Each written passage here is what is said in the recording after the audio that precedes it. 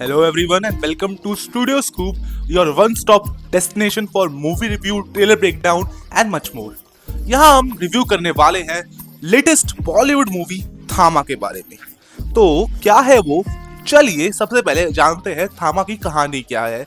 तो यहाँ पे बिना किसी स्पॉइलर के हम जो ट्रेलर में दिखाया गया उसी की बात करेंगे। इस कहानी के मेन किरदार है आलोक गोयल, जो परेश रावल के बेटे हैं फिल्म में, और इस कैरेक्टर को प्ले किया है आयुष्मान खुराना ने।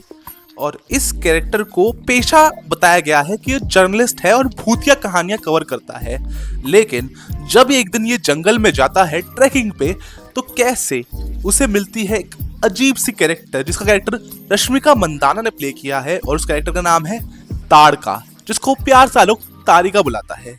और इन दोनों के वर्ल्ड्स कैसे कोलाइड करते हैं, और नवाजुद्दीन सिद्दीकी का कैरेक्टर कैसे इस कहानी में फिट होता है, और क्या क्या होता है हॉरर सिनेमैटिक यूनिवर्स की छठी मूवी थामा में, तो उसके लिए तो आपको फिल्म देखनी पड़ेगी।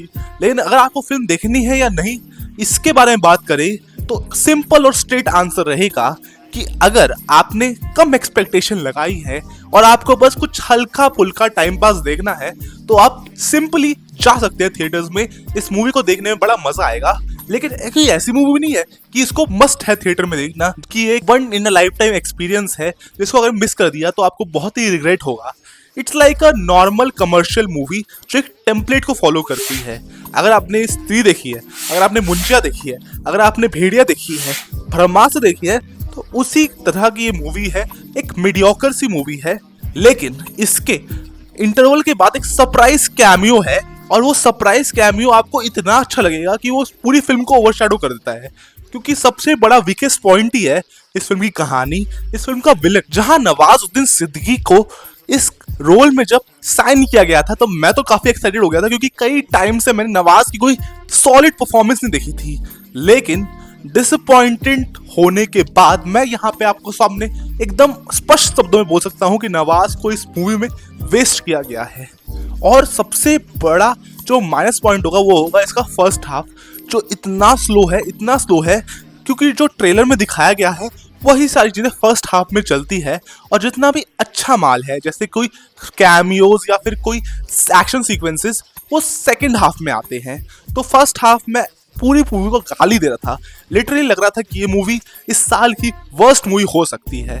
लेकिन परेश सर की कॉमेडिक टाइमिंग, मेरे को तो पर्सनली परेश रावल सर की कॉमिक टाइमिंग बहुत पसंद है। उनकी कोई भी मूवी हो, मैं सिर्फ उनको स्क्रीन पे 3 घंटे देख सकता हूँ, मैं बिल्कुल बोर नहीं होऊंगा। और ये बात इस मूवी पे लागू होती है कि परफेक्ट कास्टिंग मैं बोलूंगा परेश सर की थी। आयुष्मान खुराना ने अपना काम सही किया है, रश्मिका ने बहुत ही अच्छा काम किया है, लेकिन डायरेक्टर ने और प्रोड्यूसर्स ने उन्हें ओवर सेक्सुअलाइज किया गया है। और इस मूवी की सबसे बड़ी जो क्वालिटी या फिर बोल सकते हैं वो इस मूवी का ह्यूमर बोल सकते हैं, क्योंकि अगर इस मूवी को ह्यूमर को कंपेयर किया जाए तो वो सेम लेवल पे है स्त्री, मुंजिया और भेड़िया के।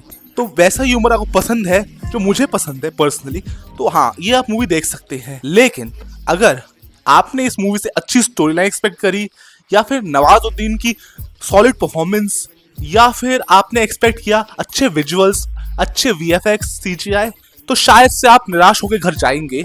और ये मेरा एक छोटा सा रिव्यू था फिल्म थामा को लेके। एक और बात, इस मूवी की मार्केटिंग जितना डैमेज किया है, ये केस स्टडी बन सकती है कि कैसे अपनी मूवी को प्रमोट ना किया जाए। एक के बाद एक आइटम सॉन्ग निकाल के इस मूवी की मार्केटिंग पे बिल्कुल भी कोई अच्छा काम नहीं किया गया है। ऐसा लगता है कि इस मूवी की जो हाइप पहले थी, जब इसकी अनाउंसमेंट हुई थी, उसके बाद जैसे जैसे इसका प्रमोशनल मटेरियल आता गया, लोगों की एक्सपेक्टेशन कम होती गई। सीरियसली बोल रहा हूँ कि इस दिवाली पे जो क्लैश हुआ है थामा और एक दीवाने की दीवानी इस मूवीज का, इससे बढ़िया मूवीज तो सिंघम अगेन और भूल भुलैया 3 थी। मैं ये नहीं बोल रहा कि थामा बहुत ही बेकार मूवी है, लेकिन इट्स अ मीडियोकर मूवी। और अगर आपने इस यूनिवर्स की पहली मूवीज देख रखी है, तो आपको लगेगा कि मैंने कुछ नया एक्सपीरियंस नहीं किया।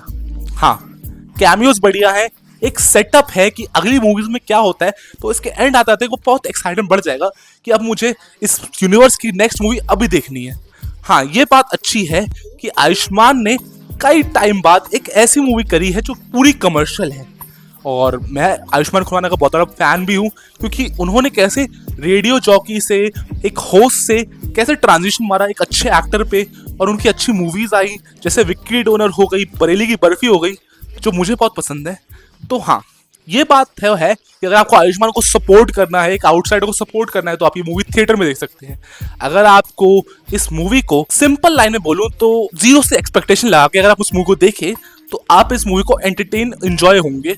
और अगर फर्स्ट हाफ में पेशेंस बना के रखें तो आपको सेकंड हाफ में उसका रिवॉर्ड मिलेगा। सेक्सुअलाइजेशन की बात हमने कर ली कि कैसे आइटम सॉन्ग डाल के या फिर रश्मिका के कैरेक्टर को बहुत ही ज्यादा ओवर सेक्सुअलाइज किया गया है, जिसकी वजह से मैं मेकर्स को थोड़े माइनस पॉइंट देना चाहूंगा कि वो एक तरफ स्त्री जैसी मूवीज बनाते हैं और वहां पे वो वुमेन एम्पावरमेंट की बात करते हैं, और फिर अपनी ही मूवीज में वो सेक्सुअलाइज करके रिलेट करने की कोशिश करते हैं ऑडियंस को, जबकि ऑडियंस समझदार है, उन्हें इनसे कोई फर्क नहीं पड़ता, उन्हें कंटेंट से फर्क पड़ता है जो इस मूवी में दम नहीं है।